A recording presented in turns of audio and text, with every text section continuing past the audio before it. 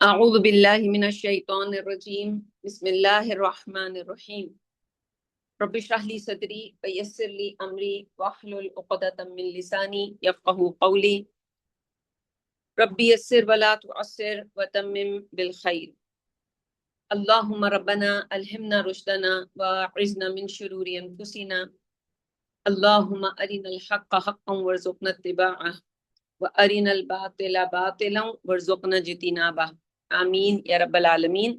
سبحانک لا علم لنا الا ما علمتنا وعلی اللہ توکلنا۔ السلام علیکم ورحمۃ اللہ وبرکاتہ۔ امید کرتی ہوں کہ آپ سب خیریت کے ساتھ ہوں گے۔ اللہ تعالی ہم سب کو عافیت کے ساتھ رکھے۔ کتاب تلبیس ابلیس ہم پڑھ رہے ہیں اور اس میں ہم 5واں جو باب ہے جس کے اندر مختلف گروہوں کے ساتھ ابلیس اور اس کے جو لشکر ہیں وہ کس طرح سے صحیح کو غلط اور غلط کو صحیح بنانے کے لیے کتنی محنت کر رہے ہوتے ہیں، کتنی کوششیں کر رہے ہوتے ہیں، تو اس کا ہم بیان پڑھ رہے ہیں۔ اور آج ہم نے آگ، سورج و چاند پوجنے والوں پر جو ابلیس کی تلبیس ہے اس کا بیان پڑھنا ہے۔ یہاں پر جو بھی جو لٹریچر جمع کیا گیا ہے وہ بہت کم ہے۔ اگر حقیقی دنیا میں ان تمام چیزوں کو دیکھا جائے تو اتنا لٹریچر موجود ہے کہ، اور آج جو شکل ہمارے پاس انہی لوگوں کی جو شکل ہمیں آج دنیا میں ملتی ہے کہ کس طرح سے شیطان کی جو پوجا ہے، ابلیس کی جو پوجا ہے۔ اور ایسا نہیں ہے کہ اس کا نام ابلیس صرف قرآن مجید میں آیا، یعنی لٹرلی یہ نام جو ہے جہاں پہ بھی شیطان کی پوجا ہوتی ہے وہاں اس نام کو استعمال کیا جاتا ہے۔ تو ہم تو بہت خوش قسمت لوگ ہیں کہ قرآن مجید نے صحیح اسناد کے ساتھ ہمیں ان تمام چیزوں کے ریفرنسز دیے، یعنی نبی اکرم صلی اللہ علیہ وسلم حضرت جبریل اللہ تعالیٰ سے لے کر آئے اور ہم تک پہنچایا قرآن مجید۔ تو خیر، کل کیونکہ تمہیدی گفتگو کافی طویل تھی تو آج ہم آگے جو گفتگو ہے اس کے اوپر توجہ دیں گے تاکہ کتاب کو جلد سے جلد مکمل کر سکیں۔ باقی ابلیس کی تلبیس کو سمجھنے کے لیے پوری زندگی انسان جو ہے آنکھیں کھلی رکھتا ہے تو اس کو سمجھ آتی ہے۔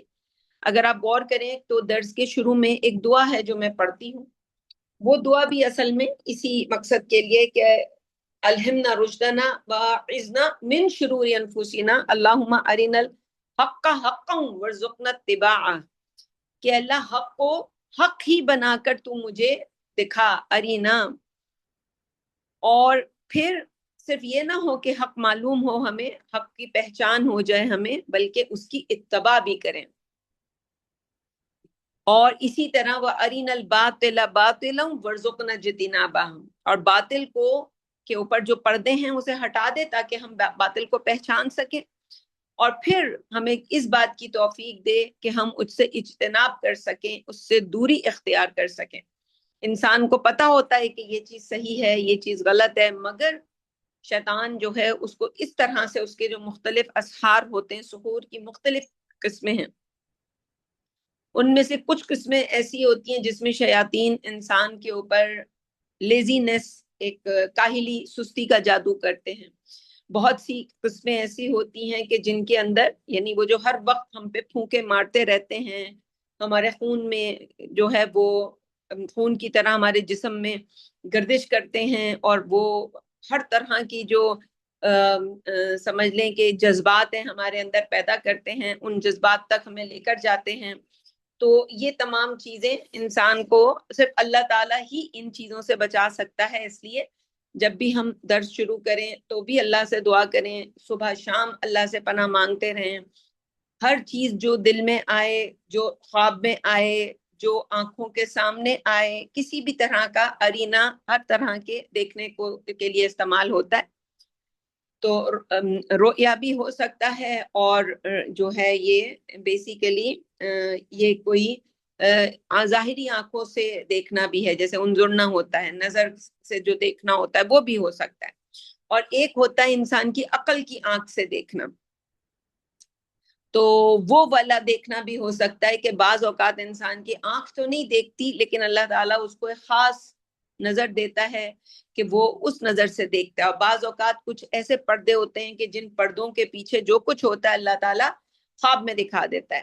جب بھی انسان کوئی خواب دیکھے خواب کے لیے ہمارے پاس طریقہ کار یہی ہونا چاہیے کہ خواب دیکھنے پر مجھے یہی جو ہے میں اپنے بارے میں یہی جو ہے گمان رکھوں، دوسرا کوئی خواب بتاتا ہے اس کے بارے میں یہی گمان رکھوں کہ یہ یقیناً اللہ تعالیٰ کی طرف سے ہوگا۔ لیکن انسان کی، جیسے ہم نے پہلا باب پڑھا سنتوں کا بیان، تو انسان کی زندگی دیکھی جائے گی کہ وہ اس چیز پر ہے کہ نہیں ہے، وہ اس پر نہ ہو اور انسان جنت کے خواب دیکھ رہا ہو جنت میں پہنچنے کے، تو سب جو ہے وہ ایک طرح سے سحر کے نتیجے میں اس کو ایسے خواب دکھائے جا رہے ہیں، اس کو بے وقوف بنایا جا رہا ہے تاکہ وہ مزید لیزی ہو اور کرنے کا کام نہ کرے۔ تو آگ، چاند، سورج کو پوجنے والے جو ہیں، یعنی جو اللہ کے اجزام فلکیات ہیں، ان کو پوجنے والوں پر ابلیس کی تلبیس کا بیان۔ مصنف نے کہا کہ ایک جماعت پر ابلیس نے تلبیس سے یہ رچایا کہ آگ کی عبادت کریں، اور کہا کہ آگ ایسا جوہر کہ عالم کو اس سے چارہ نہیں، یعنی عالم کے لیے یہ ضروری ہے، اور اسی سے آفتاب کی پوجا بھی رچائی۔ امام ابو جعفر بن جریر الطبری نے ذکر کیا کہ جب قابیل نے حابیل کو قتل کیا اور اپنے باپ آدم علیہ السلام کے پاس سے بھاگ کر یمن کو چلا گیا، تو ابلیس نے اس کے پاس آ کر کہا کہ حابیل کا نذرانہ اس وجہ سے قبول ہوا اور آگ نے اس کو کھا لیا کہ وہ آگ کی خدمت کرتا تھا۔ سبحان اللہ، کیسا جھوٹ! اور آگ کی کو پوجتا تھا۔ اب تو بھی آگ مہیا کر تو آئندہ تیرے لیے اور تیری اولاد کے لیے وہ کارساز ہوگی۔ یعنی اس کو حالانکہ پتا تھا کہ میں نے اللہ کے سامنے جو تقرب حاصل کرنے کے لیے جو بھی کوئی سمجھ لیں قربانی دی تھی، اس کے جو ہے وہ کسی طرح کے تقوی کی کمی تھی۔ یہ وہ جانتا تھا کہ مال میرا صحیح نہیں تھا، حرام کا تھا، نیت میری ٹھیک نہیں تھی، کوئی بھی جو ہے وہ فیکٹر ہو سکتا ہے۔ لیکن جب شیطان آتا ہے اور انسان کو ایک ریشنل بیچتا ہے، یعنی ایک ایسی بات بیچ کر جاتا ہے، انسان پہلے سے چاہ رہا ہوتا ہے کہ کسی کے کندھوں پر میں یہ بوجھ ڈال دوں اور میں آزاد ہو جاؤں اس پریشانی سے۔ تو کچھ تو ایسے لوگ ہوتے ہیں جو اپنے اوپر ذمہ داری قبول کرتے ہیں ہر طرح کی غلطی کی، اور ایسے لوگ اصلاح کے لیے بہت آگے جاتے ہیں، اور اللہ تعالیٰ کی مدد ان کے ساتھ ہوتی ہے، کیونکہ انسانوں کا غلطی نہ کرنا یہ تو نہیں ہو سکتا۔ تو کلو بنی آدم خطاؤن وخیر الخطائین توابون، تو بہترین لوگ جو اللہ کے نزدیک ہیں وہ ہیں جو توبہ کرتے ہیں۔ خطا کرنے والے تو نہ کرنے والے تو کوئی بھی نہیں ہوں گے، لیکن توبہ کرنے والے بہت کم ہوتے ہیں، اور جو حقیقی توبہ کریں، جو اس توبہ کے نتیجے میں ہر طرح کا کفارہ دینے کے لیے ہر وقت تیار رہیں۔ اللہ کی طرف سے اللہ ڈیسائیڈ کرتا ہے کہ اب کیسے ہوگا، ہم نے تو صرف توبہ اللہ کے سامنے کرنی ہوتی ہے کہ اللہ تو مجھے، اور ہم نے تو وہ تسبیح پڑھنی ہوتی ہے۔ تسبیح اگر ہم نے واقعی دل سے پڑھی ہے، یعنی ہم استغفر اللہ کہہ رہے ہیں، کوئی اور تسبیح پڑھ رہے ہیں استغفار کی، تو یہ تو بس اتنا ہمارے اختیار کی بات ہے۔ اس کے بعد قدر کے ذریعے اللہ تعالیٰ ہمارے لیے اس انتظام کو فرماتے ہیں کہ کس طرح ہم اس بوجھ سے آزاد ہوں گے۔ انسان اس بوجھ کے آنے کے بعد بھاگے اس بوجھ سے کہ یہ بوجھ میں نہیں اٹھا سکتا، یہ تو بڑا مشکل ہے، یہ میں اس کو ڈیزرو نہیں کرتا تھا، اللہ نے میرے ساتھ یہ کیا کیا۔ تو بس پھر اس کا مطلب ہے کہ وہ جو توبہ تھی وہ نری جو ہے وہ دکھاوا تھا۔ انسان اس توبہ کا جو صحیح بات ہے کہ جو کفارہ ہوتا ہے، جیسے ایمان کی ایک قیمت ہوتی ہے ایسے توبہ کی بھی قیمت ہوتی ہے، وہ قیمت نہیں ادا کرنا چاہتا۔ اس سے فائدہ یہ ہوتا ہے قیمت ادا کرنے سے کہ دنیا میں انسان اس چیز کو ادا کر کے فارغ ہو جاتا ہے، اور پھر اس کے بعد اس کی زندگی جو ہے آخرت کے لیے اللہ کی طرف سے مغفرت کا پروانہ ملتا ہے۔ تو ایسے ایسے آ کے وہ چورن بیچتا ہے لوگوں کو۔ تو اب اس نے ظاہر ہے کوئی محنت کی ہوگی، تو اس کے پاس وہ جب آیا اور پس اس نے ایک آتش خانہ بنایا اور آگ کو پوجنے لگا۔ جاحظ نے بیان کیا کہ زرادشت، جس کو مجوسی اپنا پیغمبر مانتے ہیں، وہ بلخ سے آیا اور دعویٰ کیا کہ کوہ سیلان پر تھا، کہ وہ کوہ سیلان پر تھا، وہاں اس پر وحی نازل ہوئی، اور یہ ممالک بہت سرد ہیں، وہاں کے لوگ سوائے سردی کے کچھ نہیں جانتے ہیں، اور اقرار کیا کہ وہ فقط پہاڑیوں کے سوائے کسی کی طرف پیغمبر کر کے نہیں بھیجا گیا ہے۔ جن لوگوں نے اس کو مانا ان کے لیے اس نے قبیح امور سے شرع مقرر کی، جیسے اقسام پیشاب سے وضو کرنا، سبحان اللہ، اور ماؤں یعنی بیٹیوں اور بہنوں سے وطی کرنا، اور آگ کی پوجا کرنا وغیرہ۔ زرادشت مذکور کے اقوال میں یہ ہے کہ اللہ تعالیٰ اکیلا ہے۔ جب تنہائی کو مدت دراز گزر گئی تو اس نے غور و فکر کر کے ابلیس کو پیدا کیا، سبحان اللہ۔ جب ابلیس کے روبرو آیا تو خدا نے اس کو قتل کرنا چاہا، ابلیس نے روکا اور مانے ہوا۔ تو جب خدا نے دیکھا کہ وہ قابو میں نہیں آتا تو ایک مدت کے لیے اس سے صلح کر لی، سبحان اللہ۔ یعنی یہ سب جو ہے شیطان ہمارے دلوں میں ایسی جو ہیں وہ ہمیں پٹیاں پڑھاتا ہے، اور چاہتا کیا ہے کہ وہی ہم شرک کریں۔ یعنی جب انسان کو اللہ کی صفات کا پتہ نہ ہو تو پھر انسان اللہ کے بارے میں ایسی باتیں کرتا ہے۔ واضح ہو کہ آتش پرستوں نے آگ کی پوجا کرنے کے لیے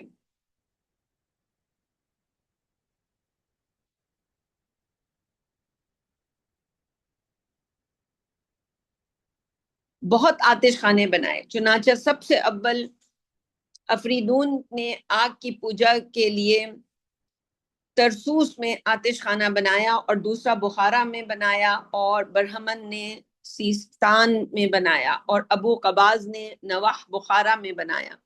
اس کے بعد بکثرت آتش خانے بنائے گئے۔ زرادشت نے ایک آگ رکھی تھی جس کی نسبت تو مدعا تھا کہ وہ آسمان سے اتری ہے، اسی نے ان کے نذرانے کھائے ہیں۔ اس کی صورت یہ ہوئی کہ اس نے ایک احاطہ بنایا اور اس کے درمیان میں ایک شیشہ نصب کیا، اور نذرانے کے جانور ایک لکڑی پر لٹکایا جس پر گندھک لگا دی تھی۔ جب ٹھیک دوپہر کو سورج سر پر آیا اور چھت سے روشن دان سے سورج کی کرن اس شیشے پر پڑی تو گندھک کی تیزی سے لکڑی میں آگ لگی۔ زرادشت نے کہا کہ اب تم اس آگ کو بجھنے نہ دینا۔ مصنف نے کہا کہ ابلیس نے چند اقوام کے خیال میں چاند کی پوجا رچائی اور دوسروں کے خیال میں ستاروں کی پرستش اچھی دکھلائی۔ ابن قطبی رحمہ اللہ انہوں نے کہا کہ اسلام سے پہلے جہالت کے زمانے میں ایک قوم نے ستارہ شعری العبور کو پوجا۔ اس کا ذکر تو قرآن میں بھی ہے۔ اس کی وجہ سے فتنے میں پڑے اور اس کے واسطے وہ نذرانہ چڑھایا جس کو اپنے زوم میں اس کے مشابہ سمجھے۔ ابو کبشہ جس کی نسبت کر کے رسول اللہ صلی اللہ علیہ وسلم کو مشرک لوگ ابن ابی کبشہ کہا کرتے تھے، وہ پہلا شخص ہے جس نے شعرا کو پوجا اس ستارے کو، اور کہا یہ ستارہ آسمان کو چوڑان میں کاٹتا ہے، اور سوائے اس کے کوئی ستارہ اس کے عرض میں طے نہیں کرتا۔ اس خیال پر اس کو پوجنا شروع کیا اور قریش کے خیالات سے مخالف ہوا۔ لہٰذا جب رسول اللہ صلی اللہ علیہ وسلم مبعوث ہوئے تو لوگوں کو اللہ تعالیٰ وحدہ لا شریک کی عبادت کی طرف بلایا اور کہا کہ بتوں کو چھوڑ دو۔ تو قریش نے کہنا شروع کیا کہ یہ بھی ابو کبشہ کا بیٹا ہے، یعنی جیسے ابو کبشہ نے ہم کو مخالفت کی اسی طرح اس نے مخالفت کی۔ بنی اسرائیل کے اسی محاورے کے موافق حضرت مریم سلام علیہا کو اخت ہارون کہا تھا، یعنی ہارون کی طرح نیک بخت صالح ہے۔ جاننا چاہیے کہ شعرا دو ہیں، ایک یہی شعرا عبور اور دوسرے شعرا غمیسہ کہتے ہیں، اور اس کے مقابلے میں اور دونوں کے درمیان میں مجرا یعنی سریہ ہے، اور غمیسہ برج اسد میں ذرا مبسوط ہے، اور یہ شعرا برج جوزہ میں ہے۔ ابلیس نے دیگر قوموں پر فرشتوں کی پوجا رچائی اور انہوں نے فرشتوں کو خدا کی بیٹیاں کہا، سبحانہ وتعالی عما یقولون علوا کبیرا۔ سورہ اسراء میں یہ اللہ کی شان بیان ہوئی ہے کہ وہ تو پاک ہے ہر اس چیز سے اور بہت بلند ہے جو یہ کہہ رہے ہیں، اس کی جو بڑائی ہے، اس کی جو عظمت ہے وہ بہت زیادہ ہے ان تمام باتوں سے۔ शैतान ने एक और कौम को घोड़े और गाय की पूजा रचाई, सामरी गाय पूजने वालों में से था, लिहाजा उसने गौशाला बनाया था। ताबीर में आया है कि फिरौन भी मेंढा पूजता था। इन अहमकों में कोई ऐसा ना था जिसने फिक्र अकल से कुछ काम लिया हो। तो ये इन सबके तौर तरीके हैं। अगला जो है इस्लाम से पहले जमाना जाहिलियत वालों पर इब्लीस की तलबीस का बयान। तो मुसन्निफ रहिमहुल्लाह ने कहा कि हमने बयान कर दिया कि इब्लीस ने क्यों कर उन लोगों पर बुत पूजने में तलबीस की, और सबसे बदतर इस मामले में उसकी तलबीस उन जाहिलों पर यह थी कि बगैर दलील के बेसोचे समझे अपने बाप दादाओं की तकलीद करते थे। चुनाचे अल्लाह ताला ने फरमाया,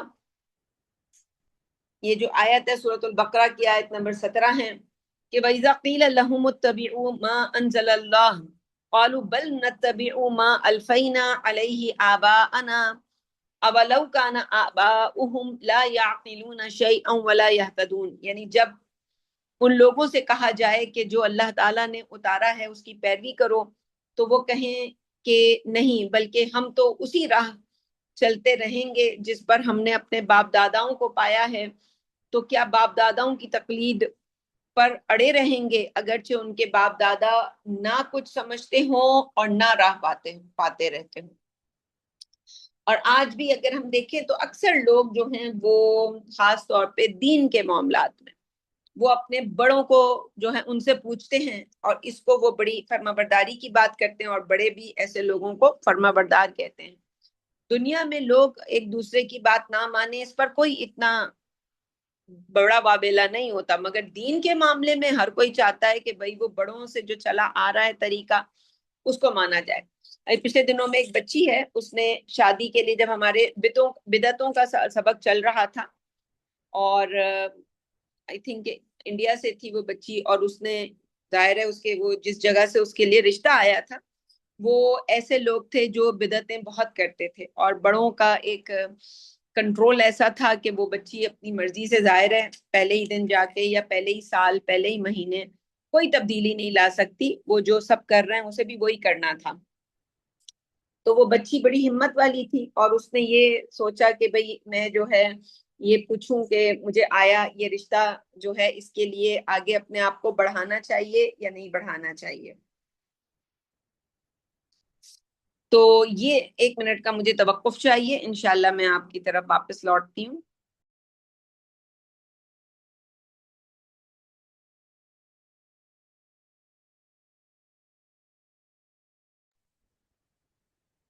बिस्मिल्लाहि अव्वलहु आखिरा।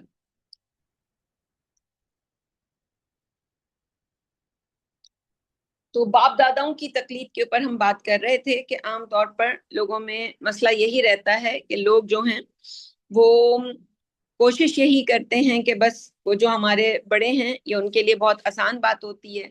यानी कोई लाखों में एक इब्राहिम होता है कि अपने बड़ों की तकलीफ को छोड़कर, जैसे मैं उस बच्ची की बात बता रही थी कि उसने इतनी बड़ी बात सोची कि मैं ऐसे घर में शादी करके जाऊं या ना जाऊं, और जहां उनको लगता था कि जो होने वाले खाविंद होंगे वो तो ये सब काम नहीं करेंगे लेकिन हमारे इर्द गिर्द होगा और हम रोक भी नहीं सकेंगे। तो खैर बच्ची की हिसाब से मैंने उनको कुछ मशवरे दिए थे जो हम आम तौर पर हर जगह देखते हैं कि अगर एक किसी भी बच्ची की एज ऐसी है, मतलब रिश्ता का आ जाना दोबारा ये कोई जरूरी नहीं होता। अच्छा रिश्ता है, लड़का अच्छा है, तो आपको आगे बढ़ना चाहिए, वक्त के साथ साथ हो सकता है चीजें बदलें। दूसरा ये कि अगर इंसान ये सोचता है, तौहीद का ये लेवल है कि इंसान जो है वो देख लेगा खुद ही, और कोई बात नहीं, अगर शादी नहीं भी हुई तो क्या हुआ, शादी ना होना कोई, लेकिन ये कि हम कभी भी किसी बच्ची को ये मशवरा नहीं देते कि जी अगर रिश्ता अच्छा है और आपकी एज भी अब शादी की है तो अपने आप को इंसान गुनाहों से भी महफूज रखता है इससे, तो ये काम ना करें। तो खैर आगे बढ़ते हैं इससे। तो बाप दादाओं की तकलीफ अच्छी बात है अगर वो इब्राहिम, इस्माइल, मोहम्मद रसूलुल्लाह, उमर, अबू बकर रजी अल्लाह अन्हुम ये हैं। लेकिन अगर उनके तौर तरीके जो हैं वो फिरौन और कुरैश और जी आद और समूद वाले हैं, तो फिर इंसान को अपने दीन के लिए बहुत ज्यादा मेहनत करनी चाहिए। اور ان میں سے ایک گروہ شیطان نے ایسی تلبیس کی کہ دہریے کے طریقہ اختیار کر لیے، خالق کا اور مردے کے پیچھے جی اٹھنے کا انکار کیا، اور کہا کہ کوئی پیدا کرنے والا نہیں اور نہ کبھی مردے اٹھائے جائیں گے۔ اسی فرقے کے حق میں اللہ تعالیٰ نے فرمایا ان ہی الا حیاتنا الدنیا وما نحن بمبعوثین، یعنی کچھ نہیں، یہی فقط ہماری دنیا کی زندگی ہے اور ہم کبھی اٹھائے نہ جائیں گے۔ وما یہلکنا الا الدہر، اور ہم کو یہی زمانے کی گردش ہلاک کرتی ہے۔ اس زمانے میں تو کثرت دہریے بکثرت دہریے موجود ہے، یعنی آج کے دور کی بات ہو رہی ہے، لیکن دنیا میں عیش کی زندگی بسر کرنے والے ایک انتظامی قانون کے پابند ہیں۔ ان سے ایک فرقے پر ابلیس نے یہ تلبیس کی کہ خالق کا اپنی رائے سے اقرار کیا، لیکن رسولوں اور قیامت کا انکار کیا، اور ایک فریق پر یہ تلبیس کی کہ ملائکہ اللہ تعالیٰ کی بیٹیاں ہیں۔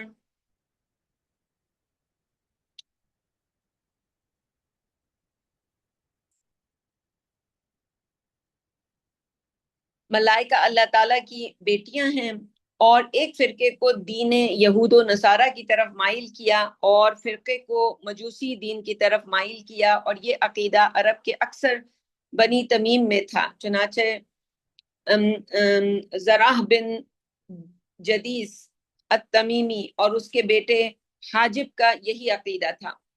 بعض عرب ایسے تھے کہ خالق کا اقرار کرتے اور کہتے کہ اس نے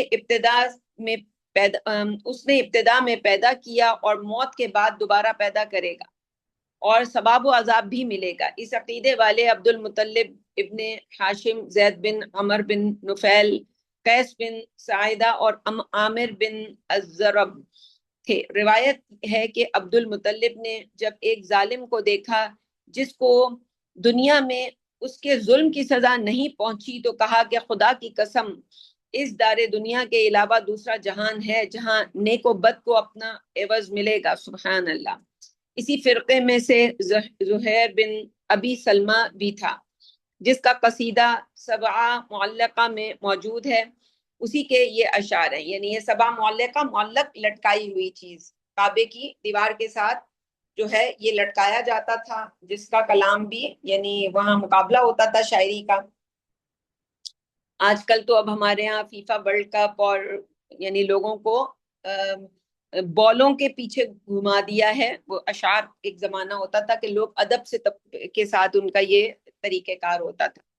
اسی کا یہ شعر ہے کہ یؤخر فیوضع فی کتاب فیدخر لیوم الحساب او یعجل فینتقم، یعنی جب خدا کے نزدیک تمہاری بد نیتی معلوم ہے اور چھپ نہیں سکتی تو دو ہی صورتیں ہیں، یا تو وہ عذاب میں تاخیر کرے گا تو نامہ اعمال میں لکھ کر روز حساب کے لیے ذخیرہ رکھی جائے گی، یا بالفعل ہی تم سے انتقام لیا جائے گا کہ عذاب دیا جائے گا۔ 1 منٹ کا توقف چاہیے مجھے۔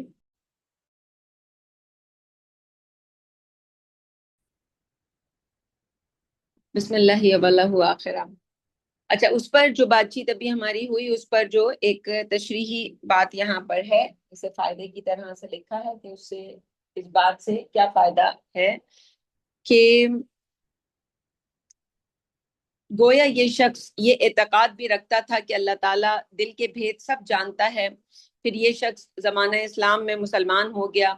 اسی قسم میں سے زید الفوارس بن حسن تھا، اور اس قسم میں سے قلمس بن امیہ الکنانی تھا۔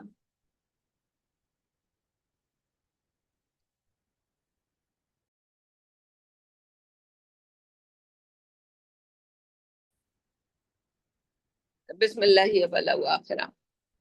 تو آگے جو ہے گویا یہ شخص یہ اعتقاد بھی رکھتا تھا کہ اللہ تعالیٰ دل کے بھید سب جانتا ہے، پھر یہ شخص زمانہ اسلام میں مسلمان ہو گیا۔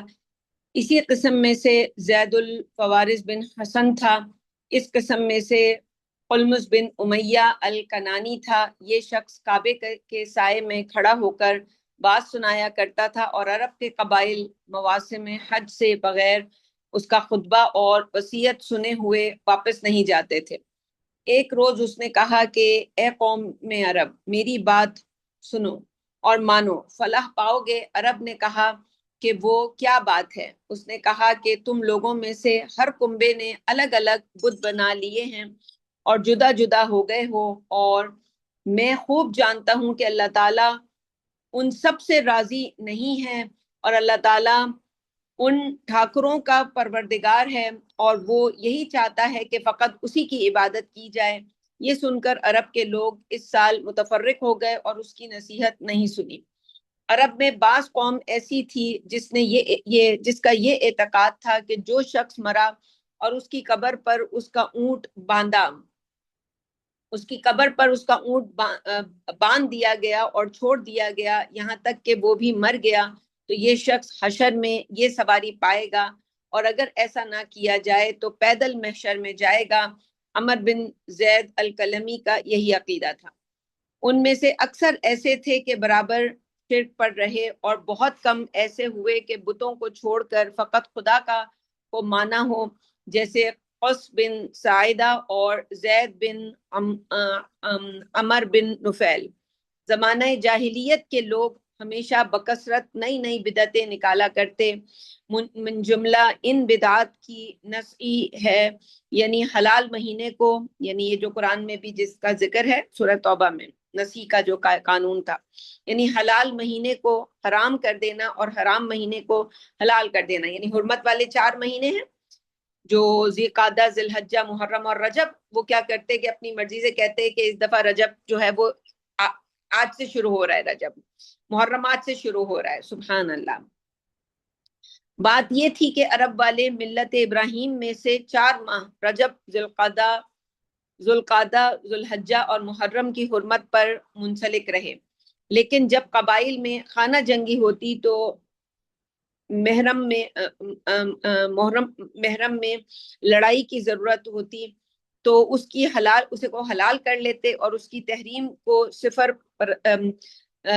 پر نسی کرتے، یعنی اس کی حرمت کو اگنور کر دیتے، یعنی ہٹا کر تاخیر کرتے۔ پھر اگر سفر میں لڑائی نہ ختم ہوتی تو ضرورت سے اس کو آئندہ تاخیر کرتے چلے جاتے، یہاں تک کہ سال پلٹ جاتا۔ ان لوگوں کا یہ حال تھا کہ جب حج کرتے تو تلبیہ اس طرح کہتے: لبیک لا شریک لک الا شریکا هو لک تملکہ وما ملک، یعنی لبیک، تیرا کوئی شریک نہیں ہے سوائے ایسے شریک کے جو تیرا ہے، تو اس کا اور اس کے مملوکوں کا مالک ہے۔ من جملہ بدعتوں کے مردوں کو میراث دینا اور عورتوں کو محروم رکھنا۔ من جملہ ان کے یہ کہ جب کوئی مرتا تو اس کی زوجہ کے نکاح کا وارث وہ مرد ہوتا جو میت کے اقربا میں سب سے زیادہ قریب ہے، مگر باپ بیٹا نہیں، بلکہ وہ جس سے نکاح ہو سکتا ہو۔ من جملہ ان کے بحیرہ کی رسم نکالی، یعنی وہ اونٹنی جو 5 پیٹ جنی، پس اگر پانچویں پیٹ مادہ جنی تو اس کا کان پھاڑ دیے اور عورتوں پر اس کا کھانا حرام کیا۔ صاحبہ کی رسم نکالی، یعنی اونٹ، گائے، بکری کی قسم سے جانور کو آزاد چھوڑ دیتے، نہ اس کی پیٹھ پر کوئی سواری لیتا اور نہ کوئی اس کا دودھ دو سکتا تھا۔ وسیلہ کی رسم مقرر کی، وسیلہ وہ بکری جو 7 پیٹ جنی، اگر 7واں پیٹ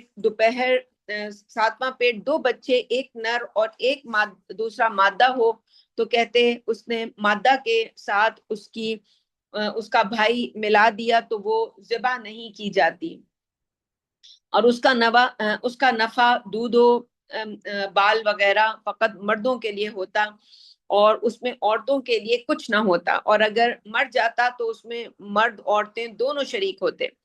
حام نکالا، یعنی وہ نر جس سے جفتی کھلا کر 10 پیٹ جنائے تو کہتے کہ اس نے اپنی پیٹ کی حمایت کر لی اور اس کو بتوں کے نام پر سانڈ کی طرح چھوڑ دیتے اور اس پر کچھ لادا بھی نہ جاتا۔ پھر مشرکین یہ دعویٰ کرتے کہ اللہ تعالیٰ نے ہم کو ان رسموں کا حکم دیا ہے اور ان رسموں کا حکم دیا ہے، اور یہ جھوٹ تھا۔ اللہ تعالیٰ نے فرمایا لیکن الذین کفروا یفترون علی اللہ الکذب، سورہ المائدہ میں، لیکن جو لوگ کافر رہے ہیں وہ اللہ تعالیٰ پر جھوٹ بہتان باندھتے ہیں۔ پھر مشرکوں نے جو بحیرہ صاحبہ وسیلہ حام کو حرام ٹھہرایا اور جس قدر حلال بتلایا کہ خالص مردوں کے لیے ہے اور عورتوں کے لیے نہیں، تو اللہ تعالیٰ نے اس کو رد کیا بقولہ قل آذکرین حرم ام الانثیین، اگر نر ہونے کی وجہ سے ان جانوروں میں حرمت ہے تو وہ جانور نر ہوگا، وہ حرام ہو جائے گا، اور اگر مادہ ہونے کی وجہ سے حرمت ہے تو وہ مادہ جانور ہو حرام ہوگی، اور مادہ کے جھول میں آنے کی حرمت ہوتی ہے تو مادہ کے پیٹ میں نر و مادہ دونوں آتے ہیں، پس دونوں حرام ہوں گے۔ معلوم ہوا کہ یہ سب مشرکوں کا جاہلانہ افطرا ہے۔ من جملہ قبائح کے ابلیس نے عرب کے گنواروں پر اولاد کا قتل کرنا رچایا، چنانچہ ان میں بہت سے ایسے تھے کہ اپنی لڑکیوں کو مار ڈالتے اور کتے کو اس کا گوشت کھلا کر اس کو پالتے۔ سبحان اللہ۔ من جملہ جہالتوں کے سب سے ابلیس نے جہالتوں کے جس سے ابلیس نے ان پر تلبیس کی، ایک یہ تھا کہ جو اللہ تعالیٰ نے فرمایا لو شاء اللہ ما اشرکنا، یعنی مشرکوں نے جھگڑالو پن سے کہا کہ اگر اللہ تعالیٰ چاہتا تو ہم لوگ شرک نہ کرتے، یعنی اگر وہ ہمارے شریک سے راضی نہ ہوتا